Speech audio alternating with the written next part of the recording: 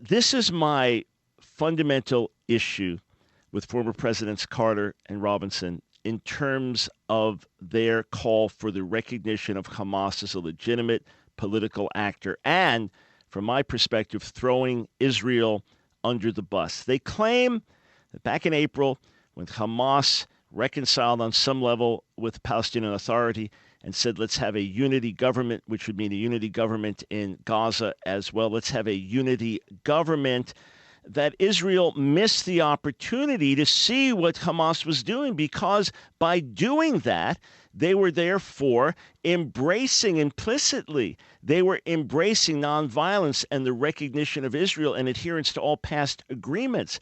But that is completely bogus.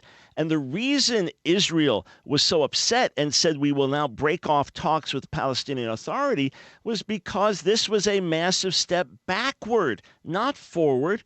Hamas never renounced its call for violence against Israel, ever. No official statement renouncing it. Hamas never said we will recognize a Jewish state or we will recognize Israel. Even in the 1967 borders, we will officially recognize it. Why?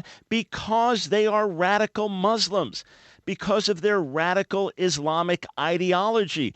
And their radical Islamic ideology very simply cannot recognize the legitimacy of the Jewish people to be in the land of Palestine. They do not want a single Jew there. If it means killing them, if that means driving them out, they want them out, period. They have never renounced that. Let me reiterate. It was May 21st. So this is after Hamas's alleged concessions, that senior Hamas official Salah Badarwil stated that, quote, Hamas's platform is known to everyone and is not ambiguous.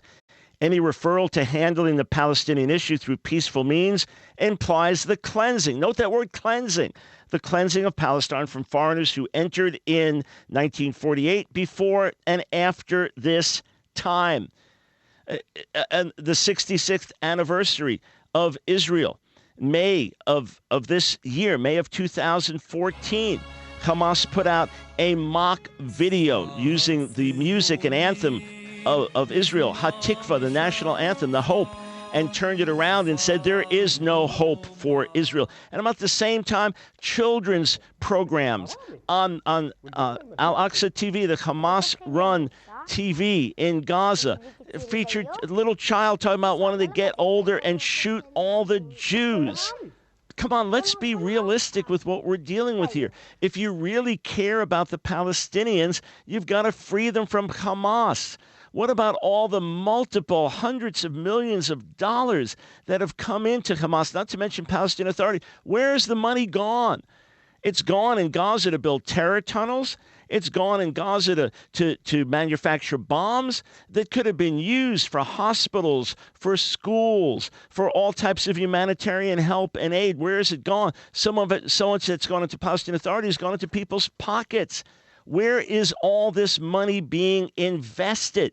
It is not being invested in the good of the people. The best thing that could happen to the Palestinians, even if they voted for Hamas, is to free them from Hamas and have government established that will really care for them.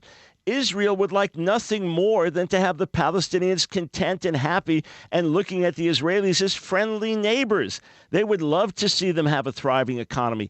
In fact, if you look at Gaza when it was under Egypt, Gaza was not improved by Egypt before the Six-Day War in 1967. If you look at the refugee camps in other parts of the Arab world, why are they there? Because this is just meant to be an ongoing sore spot against Israel. Of course, Israel would like to see their quality of living improved if they just stopped trying to kill the Jews. And let's remember, when you read the Hamas Charter, which has never been renounced, people say, well, you can't think about that. Hey, it was put out, and it has never been renounced, and Hamas has acted on it since. Remember, it is an Islamic charter. It is political, based on Islam, as some Muslims have said, that life is part of religion in Islam. That's how all-encompassing this is. So let's just remember this, okay? From the Hamas Charter, the preamble, Israel will exist and will continue to exist until Islam will obliterate it, just as it obliterated others before it. Article 15, The day the enemies usurp part of Muslim land, jihad becomes the individual duty of every Muslim. In the face of the Jews' usurpation, it is compulsory that the banner of jihad be raised. Article 33, ranks will close, fighters joining other fighters, and masses everywhere in the Islamic world will come forward in response to the call of duty, loudly proclaiming, "Hail to jihad." This cry will reach the heavens and will go on being resounded until liberation is achieved, the invaders vanquished, and Allah's victory comes about.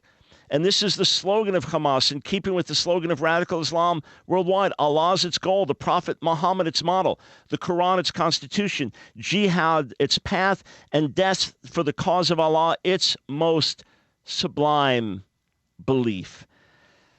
How can Mr. and Ms. Carter and Robinson, how can they not recognize that you're dealing with radical Islamists here? If they want to work for peace, if they don't want to see more casualties for the Palestinians or Israel, and we mourn over them, if they want to see peace and freedom, then they must bypass Hamas and work to help establish a legitimate government and call the Palestinian Authority to account as well. Then perhaps there can be the possibility of peace.